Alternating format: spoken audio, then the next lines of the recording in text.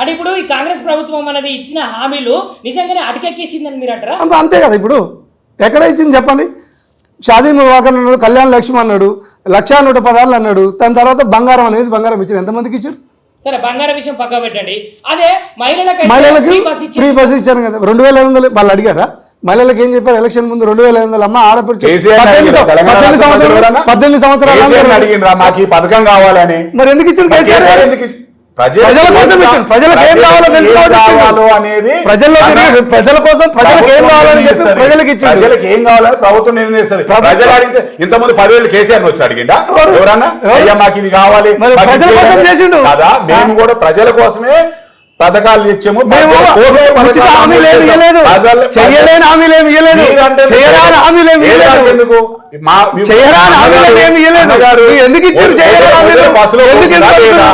అన్నగారు వచ్చిన బస్సులో పోతుందా లేదా? ఫ్రీ అయిందా? మహిళలు అందరూ కరెంట్ ఫ్రీ, మీకు 200 యూనిట్ ఫ్రీ వస్తుందా లేదా? మీకు ఏడాగా మనం వద్దు ఏంటో మాట్లాడదాం.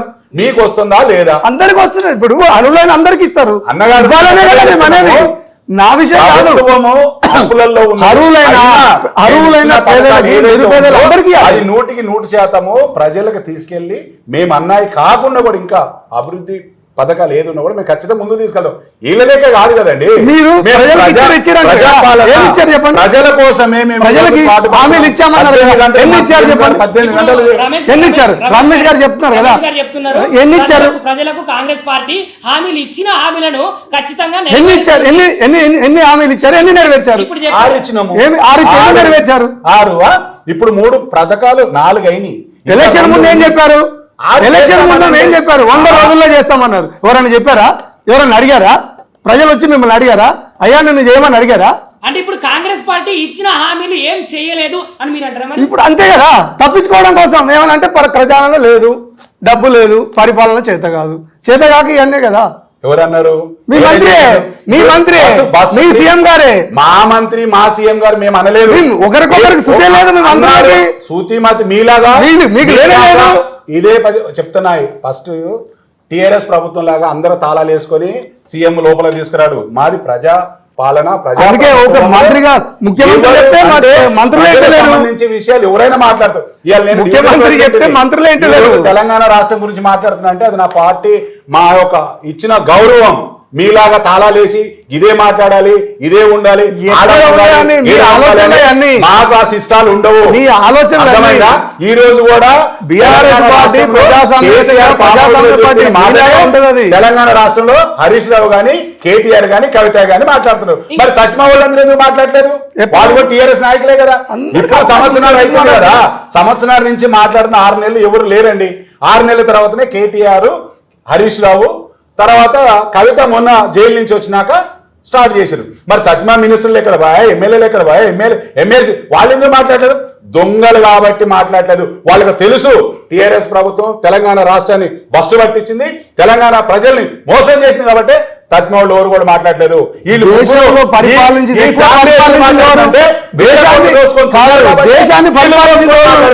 దేశాన్ని ఎన్ని సంవత్సరాలు పరిపాలించింది?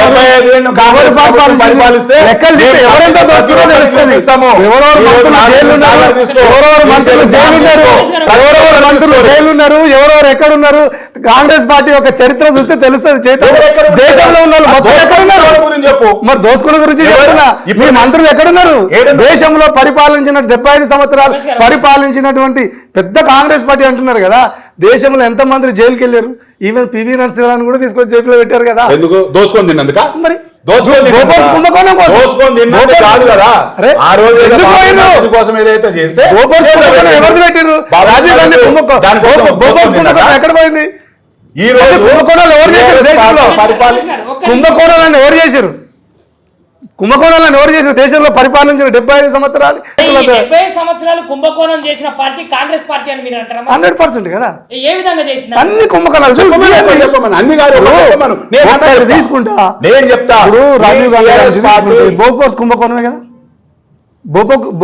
బోఫోర్స్ కుంభకోణమే కదా రాజీవ్ గాంధీ గారిది. నేషనల్ దగ్గర మీరు మన దాని గురించి చెప్పండి. మన తెలంగాణ రాష్ట్రం గురించి చెప్పండి. మీరు చెప్తారు కదా తెలంగాణ రాష్ట్రం గురించి చెప్పండి. మీరు చెప్పండి. తెలంగాణ తీసుకున్నారని చెప్పండి. లేదు కదా. అవన్నీ వినండి. అవన్నీ ఏమంటారు అంటే ఈ పరిపాలన చేత కాక డైవర్ట్ రాజకీయాలు అంతే. ఏమి లేదు అలా. ఏమి లేదు.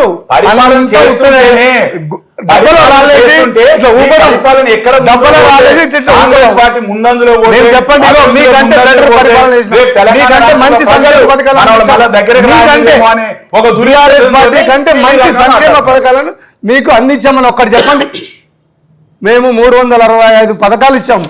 మేము మీ పార్టీ బీఆర్ఎస్ పార్టీ కంటే మేము బెస్ట్ అయిన పరిపాలన సంక్షేమ పథకాలు అందించమని ఒక్కటి చెప్పుకోండి. సరే ఒక నిమిషము. వాళ్ళైతే అన్ని రకాలైనటువంటి సంక్షేమ పథకాలే కావచ్చు, అభివృద్ధి రాష్ట్రానికి సంబంధించిన అభివృద్ధి కావచ్చు, వాళ్ళు అన్ని ఇచ్చిరని చెప్తున్నారు. సో మరి మీ ఈ తెలంగాణ రాష్ట్రానికి సంబంధించి కాంగ్రెస్ పార్టీ ఏమేమి ఇచ్చింది, ఏమేమి ఇవ్వబోతున్నది, భవిష్యత్తులో అభివృద్ధి ఎలా ఉండబోతుంది ఒకసారి. టీఆర్ఎస్ ప్రభుత్వం కంటే 100% తెలంగాణ ప్రజలకు మేము ఇచ్చిన 6 గ్యారెంటీలే కాకుండా ఇంకా అనేకమైన సంక్షేమ పథకాలు రేపు తెలంగాణ ప్రజలకి అందించబోతాడు మా సీఎం రేవంత్ రెడ్డి గారు. మోసపూరిక కాదు, ఇంకో తిరుగు కూడా కాదు. 100% ఇది ప్రజలకు మేలు జరిగే విధంగానే పోతుంది తప్ప ఏజెంట్లు పెట్టుకొని వాళ్ళ కార్యకర్తలకి అందుబాటు అయ్యే విధంగా ఒక స్కీమ్ తీస్తే అది నలుగురికి వర్తించి తత్మాది బ్లాక్ చేసుకొని వాళ్ళ జేబుల్లో పెట్టుకునే విధంగా ఉండదు. ప్రజలకి అన్ని విధాలుగా అందుబాటు అయ్యి ప్రజలకి దగ్గర పోయి ఏదైతే మేము పథకం తెస్తే అది 95% ప్రజల దగ్గర పోయే విధంగా ఉండాలనేదే మా రేవంత్ రెడ్డి గారి ఆలోచన, మా డిప్యూటీ సీఎం బట్టి గారి ఆలోచన. వీరికి సంబంధించిన మినిస్టర్లు కానీ వాళ్ళకి ఏదైతే ఉన్నారో వాళ్ళందరూ ఆలోచన కూడా అదే విధానం. ఎందుకంటే గతంలో చేసిన టీఆర్ఎస్ కుంభకోణాలు అన్నీ ఇన్ని కావు. మనం చెప్పుకుంటూ పోతే ఈ రోజంతా కూడా సరిపోదు. అది వాళ్ళతోని కాదు. కాకనే ఈరోజు అసెంబ్లీలో కానీ ఏడన్నా ధర్నాలు కానీ వీళ్ళు చేసే ఎందుకు అని అంటే ఈ 10 ఏళ్లలో దోసుకున్న దాన్ని మనం ఏ విధంగా సరే ప్రజల్లోకి పోరియొద్దు. ఎందుకంటే మనం ప్రజల్లోకి పోతుంది. ఇంకొకటి వీళ్ళ దగ్గర ఉన్న ప్లస్ ఏంటంటే సోషల్ మీడియాని పేపర్ను వాడుకొని తప్పుని ఒప్పుగా మార్పిచ్చేసి ప్రజల్లోకి వీళ్ళేదో శుద్ధపూసలు మేము సత్యారిచందులు అని చెప్పుకొని పోదు. కనీసం కేటీఆర్ కానీ హరీష్రావు సిగ్గుశరం ఉండాలి మాట్లాడడానికి. దోసుక తిన్నది వాళ్ళు ఇవాళ మళ్ళా వచ్చి అసెంబ్లీలోకి వచ్చి పెద్ద పెద్ద మాట్లాడతారు. మాకు అవకాశం ఇవ్వండి, మేము మాట్లాడుతున్నాం. గతంలో చేసింది ఏంది? మీరు కొంతమంది ఎమ్మెల్యేలే వాకౌట్ చేశారు. బుద్ధి లేదా ఇంతనా? ఈరోజు వచ్చి మాట్లాడుతున్నాం. ఈరోజు ఇంకా మేము రమ్మని పిలుస్తున్నాం మిమ్మల్ని. మీరు ఏ రోజన్నా మీ మొహాన్ని పిలిపించారా? ఈరోజు మాట్లాడుతున్నారు. ఖచ్చితంగా కాంగ్రెస్ ప్రభుత్వం ఏదైతే ఉందో 100% తెలంగాణ రాష్ట్రానికి మేలు కోరే ఇంకా అనేకమైన సంక్షేమ పథకాలు మా రేవంత్ రెడ్డి గారి ఆలోచనతో ఉన్నాయి. 100% మేము ప్రజల్లోకి ఈ 5 ఏళ్ళు కాదు ఇంకా 10 ఏళ్ళు ఉంటాము. వారికి ఈ 5 సంవత్సరాలు కాదు, ఏ సంవత్సరమైనా సంక్షేమ పథకాలు అందించే ఆలోచన కానీ లేదు. చెప్పడం కోసం ఏం చెప్తారంటే మేము చేస్తున్నామంటారు. నేను ఒక లిస్టు ప్రకారం మీకు ఇస్తాను చూడండి. ఎన్ని పథకాలు మీకు బీఆర్ఎస్ గత 10 సంవత్సరాల్లో బీఆర్ఎస్ ప్రభుత్వం సంక్షేమ జీవోలతో సహా ఉన్నాయి. జీవోలతో సహా ఉన్నాయి. ఉద్యోగాలు ఇచ్చారా?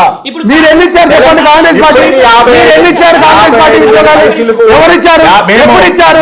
టీఆర్ఎస్ ప్రభుత్వం ఇచ్చిన ప్రభుత్వ లెటర్ వ్యాధులు తీసుకొచ్చి ఇప్పుడు మేము ఇచ్చామని చెప్తున్నారు. మేము చెప్తున్నాం. ఎలక్షన్ కోడ్ వచ్చినప్పుడు ఎలక్షన్ కోడ్ ఎప్పుడు ఎలక్షన్ అంతకుముందు 10 ఏళ్ళు ఏం చేశారు? 10 ఏళ్ళు ఏం చేశారు?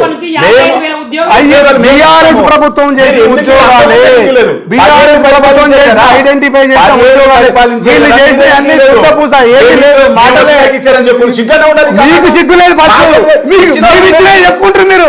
మీకు చెప్పుకోవడానికి సిగ్గు లేదు. సరే ఓకే, మేము చేసిన ముందు ఏ ప్రభుత్వం ఉంది?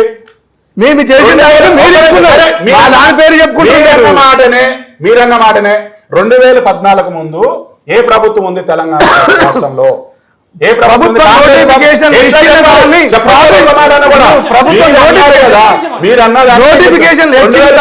కాంగ్రెస్ ప్రభుత్వం ఉంది.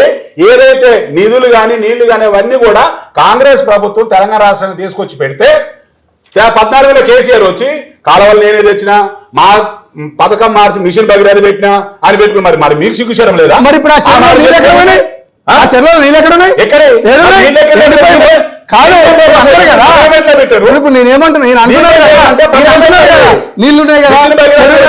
దోసుకొని తిన్నారా? మరి ఆ నీళ్ళు ఎస్సీ సంక్షేమ సంఘంలో పైసలు మనం ఏమంటాం, సప్లాన్ నిధుల్లో పైసలు 1000 కోట్లు తీసుకొని తెంగుతున్నారు. అసలు పత్తా లేదు. మళ్ళీ దాన్ని మిషన్ భగీరథ మాన్సేశారు, మిషన్ కాకతీయ పెట్టారు. ఇవన్నీ ఎక్కడ పోయి ఆ పథకాలు మిషన్ భగీరథ కదా తెలుసు కదా ఆయన చెప్పుకుంటే సిగ్గుపోతుంది ఇక ఎక్కడ మొన్న ఎస్ఎల్బిసి లోపడిపోయింది ఇంతవరకు బాడీలు తీసుకురాలే ఎవరిది ఎస్ఎల్బిసి లో ఇప్పటి ఉద్యోగం ఇంకా బాడీలు తేలే ఇప్పుడే చెప్పుకోవద్దు ఆయన గురించి ఎన్నో పోయింది ఎన్నో అయింది ఆడ ఉన్నది నువ్వు నేను కాదు ప్రభుత్వం వాటర్ వచ్చింది ప్రభుత్వం విఫలంగా ఉంది అది వాటర్ వచ్చేది చేసిన వాళ్ళని అది కూడా ప్రతి అయితే మేము పోయి చేసాం వైఫల్యాల వలన అలా జరిగింది. 100% ఈ రోజు మా ప్రభుత్వం యొక్క అంతరంగం నిలబడి మా మినిస్టర్ నీళ్లు వాటర్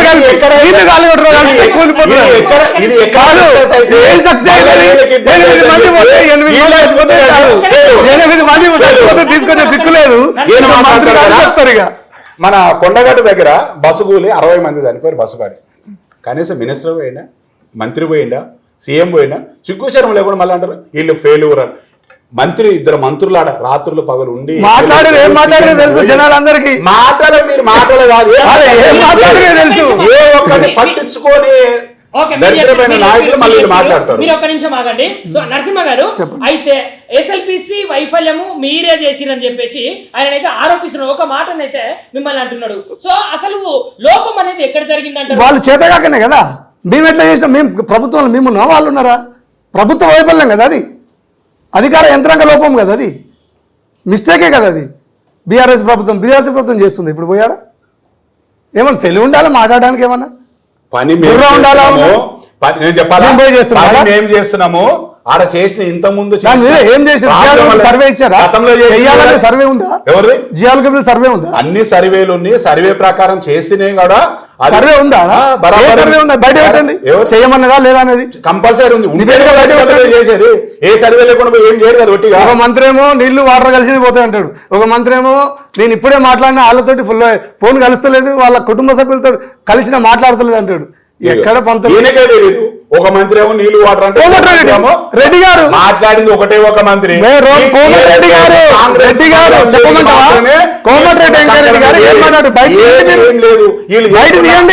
కోమటిరెడ్డి వెంకరెడ్డి గారు ఏం మాట్లాడారు మా ఫోన్లోకి వెళ్ళి మాట్లాడాను కలుస్తలేదని చెప్పి మాట్లాడాడు ఆయన చనిపోయింది నేనేమంటున్నా మనం మాట్లాడుతున్నా ఏదో ఒక మాట అది చెప్పబోయి ప్రతిపక్ష నాయకులు వీళ్ళు మీరు మామూలు మనిషి మంత్రి నరసింహన్న గారు మీరు మంత్రి అవునండి మంత్రి ఎట్లా మాట్లాడతారు ఎర్రబల్లి గారు మంత్రి మాట్లాడలేదు మంత్రి ఎట్లా మాట్లాడతారు కోటలు తాగే కదా నువ్వు కూడా కోటలు తాగుతావు అన్నాడు మంత్రి ఎట్లా మాట్లాడతారు మంత్రి గారే లోపలికి వచ్చింది మరి చెప్పారు ఏమని మాట్లాడలేరా ఇప్పుడు దీంట్లో పెట్టాలి బ్రీత్లెస్ పెట్టాలని చెప్పి మంత్రి మాట్లాడిందే కదా మీ మంత్రి మాట్లాడింది కదా మీ మంత్రి మాట్లాడేటప్పుడు ఒకవేళ జరిగింది దాన్ని సరిదిద్దుకోండి ఇప్పుడు ఆడ జరిగిన ప్రతిపక్షంగా నిజంగా ఉంటే రాడి ఆడపోయి కలిసి కట్టుగా ఇదే హరీష్ రావు దొంగ నాటకం పోతాడు ఎవరో పెళ్లికి అవును ఇప్పుడు ఆయన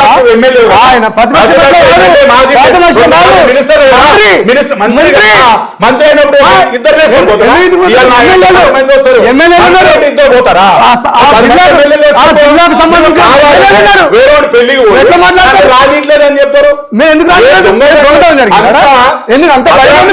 నీకు ఎందుకు భయం ఎందుకు నిజంగానే జరిగింది కదా జరిగినప్పుడు పోలీసులను ఎందుకు ఒక మాజీ మంత్రి సంవత్సరాలు మంత్రిగా పనిచేసిండు అని పోవడానికి ఇబ్బంది ఏముంది అధికారంలో ఉన్నప్పుడు ఇదే మేము వెళ్తానంటే మా రేవంత్ రెడ్డి గారిని ఇక్కడనే అరెస్ట్ చేశారు ఇప్పుడే